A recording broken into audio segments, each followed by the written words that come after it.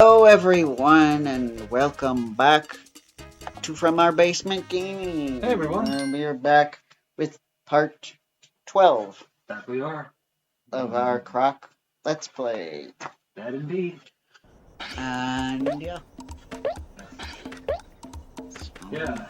We finally made it out of the cold winter tundra and now we're in the polar opposite. The hot, sweaty, dry desert. Here's the Mario 3 music. Again, that's not the Mario game. Kind of the first thing that comes to mind is the Mario 64 music. But You're the one. yeah. Boom, boom. Boom, boom, boom. Which is also used in the lava level, which is a bit of lack of creativity for a moment there. But, oh, maybe they had limited cartridges. I guess, yeah. The hot music, yeah, basically the hot music. Probably what their thought process was. Right. But I do think I remember seeing in pictures of the desert in magical advertising the water from the 64 and I just flipped the page and Yeah.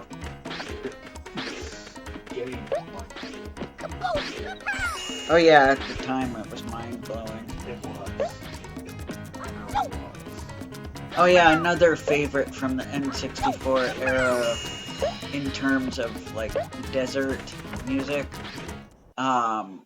Donkey Kong 64.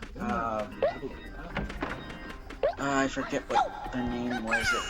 It was some kind of Aztec-inspired level, and it's one of my favorite like desert theme music in video games. Yeah, it's playing in my head right now as I mentioned the music. Yes. The other thing I can think of right now is Cruise in the World. Oh, yeah. Because that was like another game I spent many a summer playing. Yeah. Now I'm trying to think of desert music outside of the N64 because I don't know a lot of games that had desert music on the N64. Because, I mean, Mario 3 didn't always specifically bring up thoughts of the desert just by the music. Right.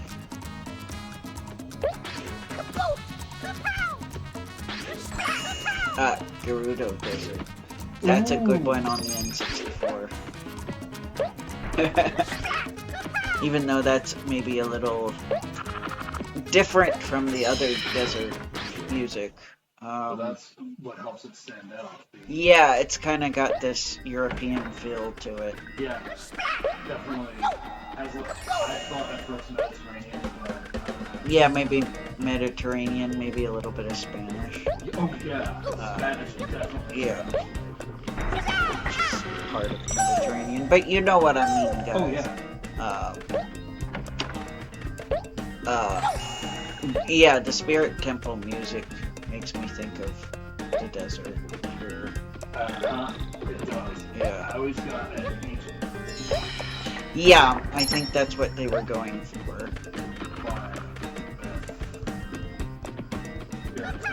And I always love video game music that does like pendulum or like clock type stuff, so I really like that aspect of the Spirit Temple music.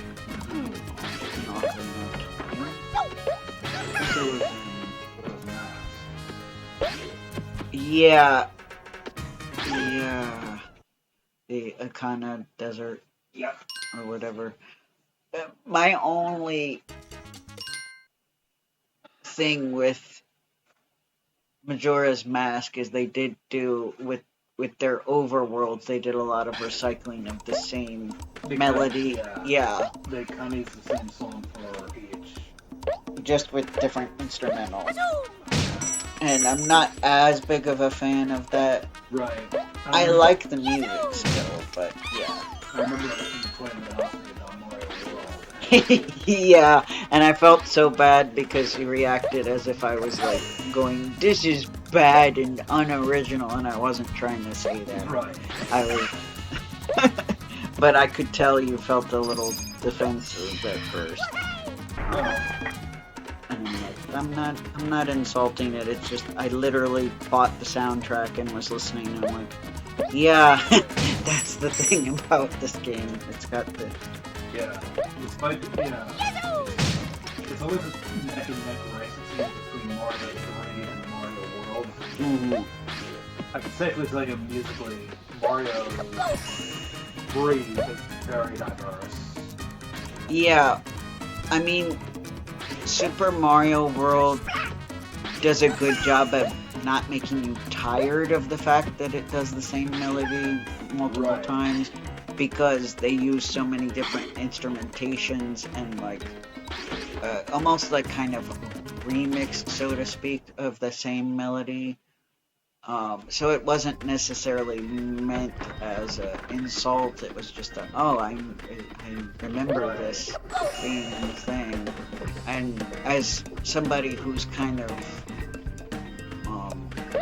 a connoisseur of video game music, you know, I pay attention to that stuff. That you do. Which it would probably be even worse if I took music theory. Which I did not do, but I'm learning a little bit of it because my singing teacher's also teaching me piano, and she has a very music theory based way of studying the piano. So really taking the time to understand the theory behind music, so I am starting to learn a little bit of that from her, which is great. I mean, it's not like, and you know, she warned me that that was the way she teaches, that it, like, she's like, we're not going to put a lot of emphasis on playing songs right away. And I'm like, that's fine, I don't mind. Because she says, once we're playing things, I want you to understand why you're playing what you're playing, or how it works, you know, why it was composed that way. Which I thought was pretty cool. I mean, and I was fine with it. I mean, I didn't, she's not your typical, here's your sheet music book, we're gonna start where everybody starts and play Ode to Joy, or, you know, Twinkle Twinkle Little Star, or, you know, the typical, all beginner players play these songs, you know, she's not like that type of teacher. Right, that's a good thing. She isn't like that with singing either, which I'm very grateful for. Me too. We actually sing the stuff I want to sing, which I love. So, and you know, once we get there, she's willing to help me play the music I want to play, and does not mind at all that I am obsessed with video game music, and like, and probably I will probably want to play Green Hill Zone more so than want to play the newest Taylor Swift song on the piano, you know?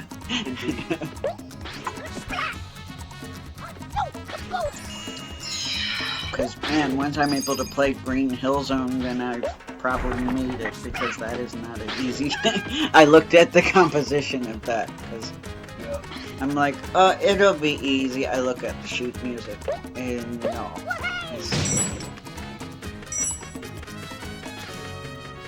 Yes, because it's not just that. That's just part of it. There's also the harmony. That's something I absolutely love about the Sonic music, is it's complex. It's composed like, you know, an actual song you would hear on the radio. I love that about Sonic music, actually. Yes, and that's what happens when you hire somebody from a J-pop group to compose your music. Is he actually based a lot of the Sonic music on songs from the group people he composed the music for. So that's why some of the music you're like, oh wow, these almost feel like songs. They're kind of composed like songs. There's a reason for that. They are very similar to songs by the group, which is called Dreams Come True. Which I'm sure a lot of you guys know that if you're Sonic fans. Because it's not a secret, it's a very well-known fact. Yeah. But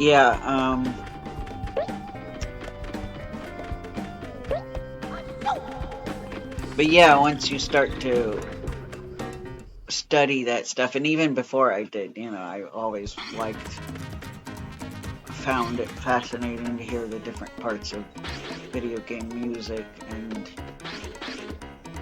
I probably mentioned it on here, my odd hobby of writing lyrics to video game music. I remember that. Considering I also had that hobby, I paid particular close attention to the main melody. So that's why I particularly noticed it with Super Mario World, because when you're writing lyrics, you're thinking about how it sounds if you're singing it.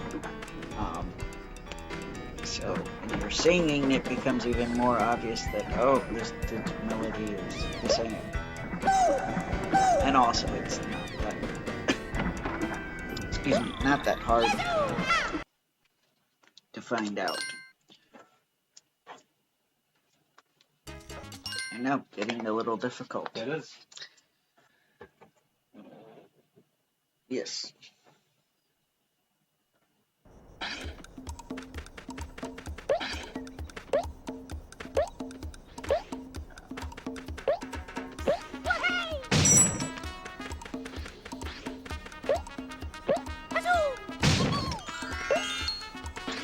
But yeah, I am somebody who loves video game music. I absolutely loved it when I visited Den Den Town, which for those of you who don't know, Den Den Town is kind of... It's sort of Osaka's equivalent to Akihabara. I say sort of because I happen to prefer Den Den Town. I feel like Akihabara is a little too spread out. Yes. Whereas Den Den Town's just a bunch of blocks of different shops, and it's all close together. Like, to me anyway, you can traverse it more easily, whereas Akihabara is a little more spread out. And also, it might have just been our dumb luck, but we kept walking into not safe for work shops. And Akihabara. How can I forget? And I did not have that same issue in Den Den Town. I think there was one shop I walked into that was very clearly a adult shop, but they were yeah, it probably was somebody who at least in body was female. Don't want to assume the identity, but yeah.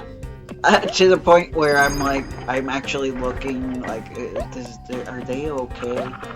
It was that loud. It was like, you were like, are they in pain? Yeah.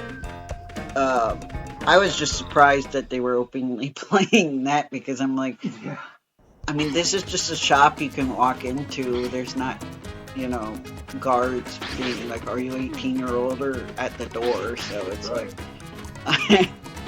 not that most adult shops have that, but you get my drift. It wasn't like, as far as I could tell, there was nothing on the outside that was like, adults only 18 up, we just were able to walk in and they had that video playing, and I'm like, and I look around and I'm like, But yeah, anyway, it seemed like, I would say, 4 out of 5 of the shops we walked in when we were first in Akihabara, and then we finally got to 2 that weren't, but yeah. But yeah, Din Din Town. I loved going to Din Din Town to the video game shops and buying. You could buy video game soundtracks.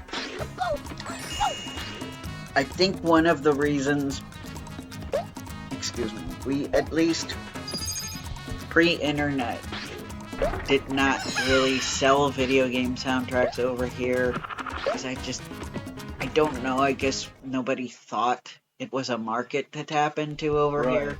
Americans didn't try until Donkey Kong Country 4 came out, and tried to start when Sonic the Hedgehog was released. Donkey Kong Country 4. Donkey Kong Country in 1990. Oh, I see. I'm like, Donkey Kong Country 4. Yeah, the bootleg game on the Dendy. Yeah, Donkey Kong Country 1. That fan game I saw? Oh yeah, the one where... I would be like, why is a fan game? Why would a fan game encourage them to be like, oh, we should sell video game soundtracks? Yeah. I guess because the guy, I'm making this up, the guy who was selling it at the little, in the back was, Berg CDs with the Sharpie marker title. Yeah, and I think when they did that, it was more of a, like, just a novelty thing. Like, if you buy this CD, we'll give you, this magazine will give you this CD type of thing. That's why it's extremely rare.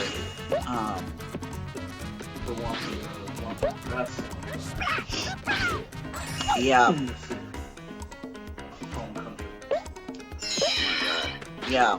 Which is twice the price of the first one soundtrack.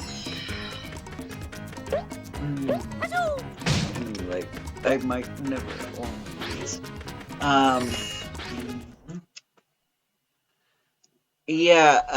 But... And I think that it gets further complicated because Rare is a UK-based company. At least originally. I think that makes it more complicated. Because I think in Europe they have a small, or had at least a small niche market for video game soundtracks. Yeah, I wonder if in 90s Europe is Yeah, because I think the Donkey Kong Country soundtracks were released in Europe. I don't even think they were released in Japan. I asked the shop there where I buy all the video game soundtracks in Japan, and he was like, no, that's rare. He, just to be polite, looked it up for me, but he was like basically letting me know it's not gonna be in our system, but he looked it up anyway. Yeah.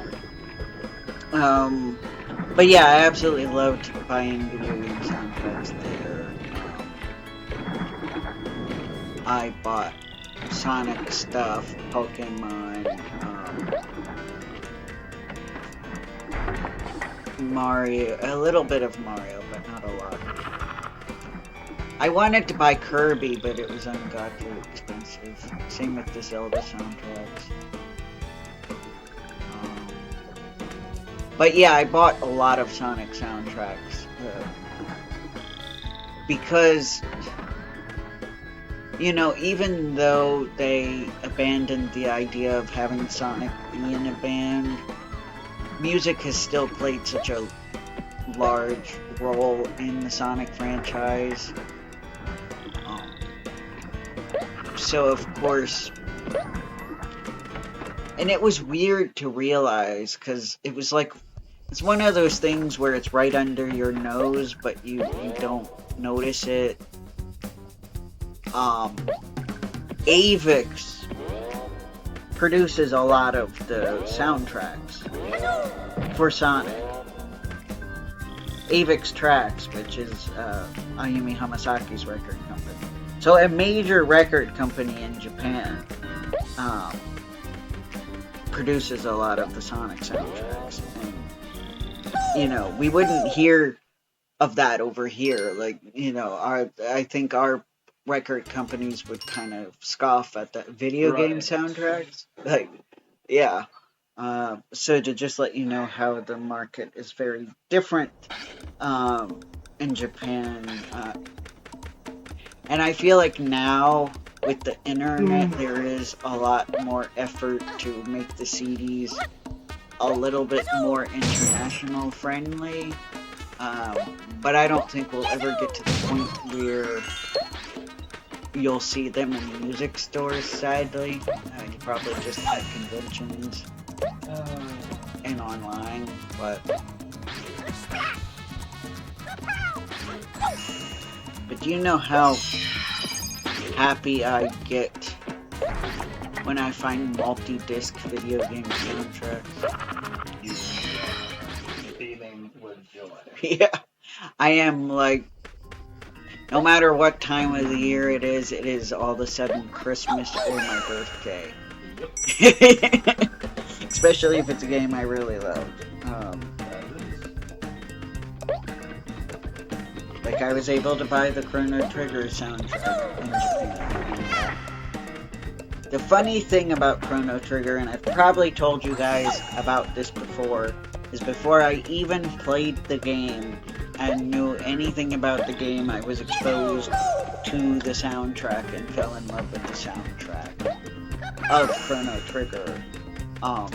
It was meant to be.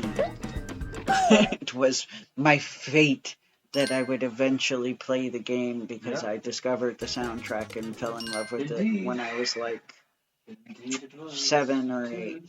Yeah.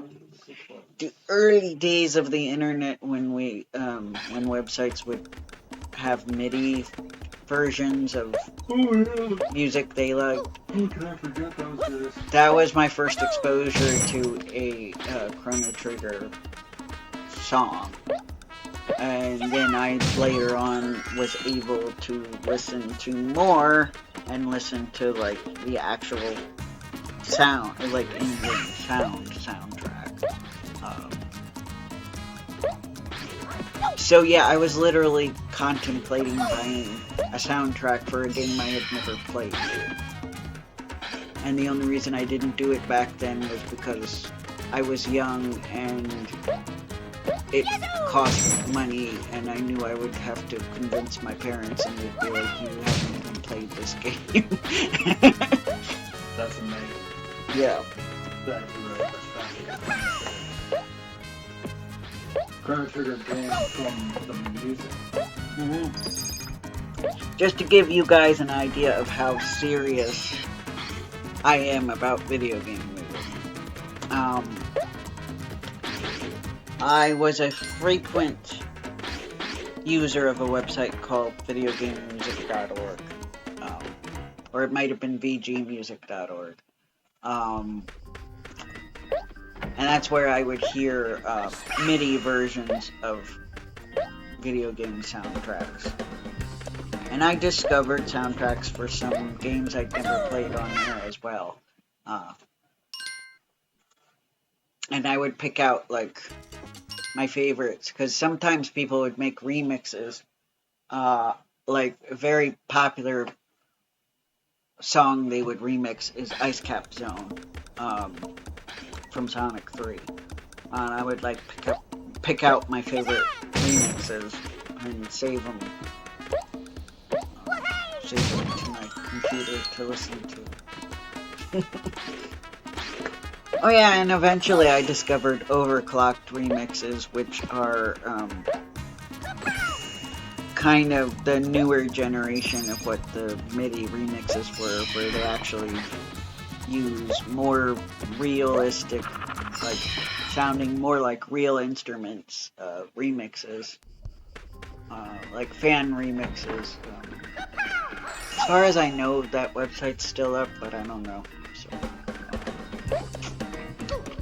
Yeah, you know, just showing something I'm kind of nerdy about. Or, I don't do that as much now, but back in the day, those were websites I frequented. There was a remix I really liked of Echo the Dolphins' Welcome to the Machine called The Broken Machine. Yeah. which used a lot of like reverb effects and playing some parts of it slower for atmosphere.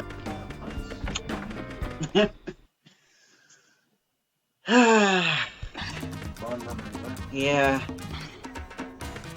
I don't think I have access to that anymore because back in those days, when the bandwidth would expire, you could no longer access the file. I don't think it's like that anymore now. I think you can actually save the file and listen to it forever, but that website specifically, I think, was still dependent on the website having enough bandwidth. Sometimes you could avoid that by saving it onto your computer, but for some reason with that website it never worked. Once the website ran out of bandwidth for that file, it was gone.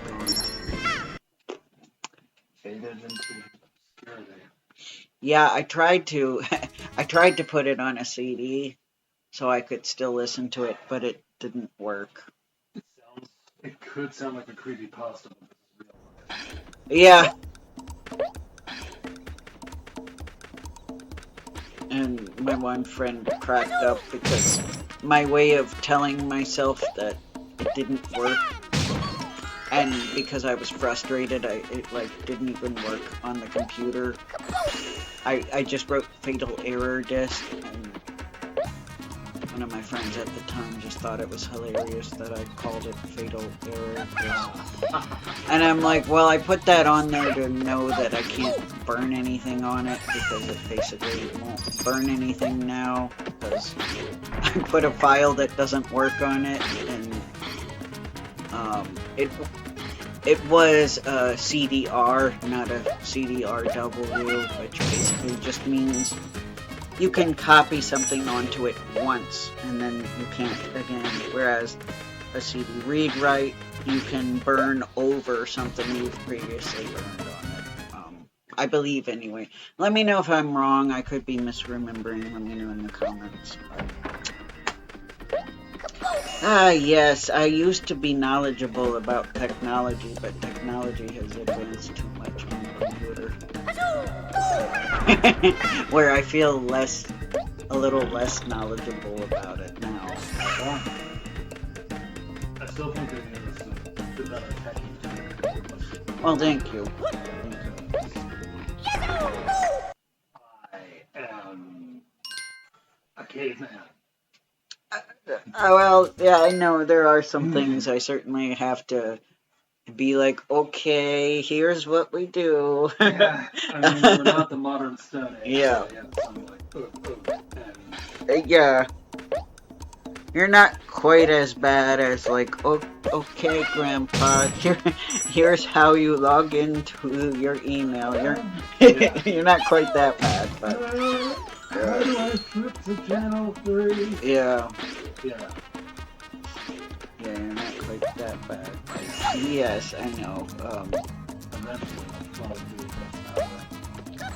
Yeah. Well, I think by that point we'll be like, where's the button that turns the VR on? And then the Grandpa, you just put the glasses on. You don't have to press anything. What do you mean I don't have to press anything? It connects with your brain. You're not putting anything in my brain. Yeah. I'm referencing the fact that they talk about that Neuralink stuff they want to do. Yeah.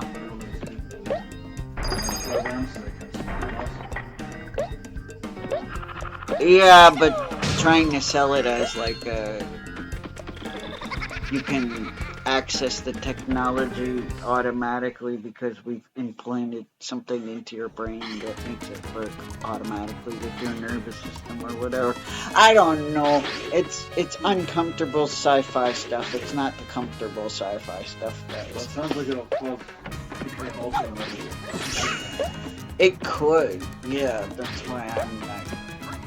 That's why I made a joke about it, but I feel like it would be a Like, problem. it's time to eat breakfast after the playing with it. It's like, what's breakfast? What are you, who are you, and why are you eating? Coming up on the work. Yeah, or they'd be like, it's time to eat breakfast, and then they put like an ad for McDonald's breakfast right into your subconscious, so you're like, I think I'll have McDonald's. You know, Right. with that kind of level Well, I of, guess that's how it's supposed to work, yeah. but I worry you will mess it up, and the next thing you don't know what breakfast is, who the Yeah. person knocking at the door is waking you up is, and why you're in this room, what is this thing you're laying on, and... But even if it works properly, I don't like it. It's invasive. It is.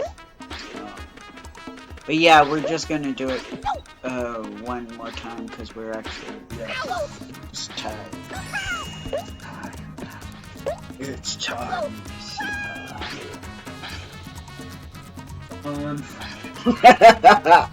Whoopee!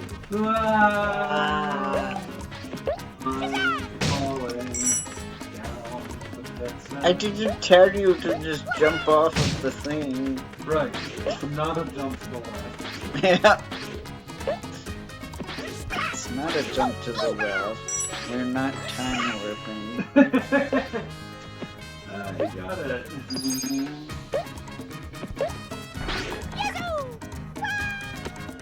I was still really sad that my singing teacher thought he had died. Oh. I went home and was like it was making me question because she just said it like, oh, it's too bad, and then I thought she was just talking about, you know, his stroke, not, you know. Yeah. But she's like, and we lose all the good ones together, and then it hit me that she thinks he's dead. But I didn't want to automatically be like, no, he's still alive, because that made the fact that she was so sure made me question. But anyway, bye guys. Take care, everybody.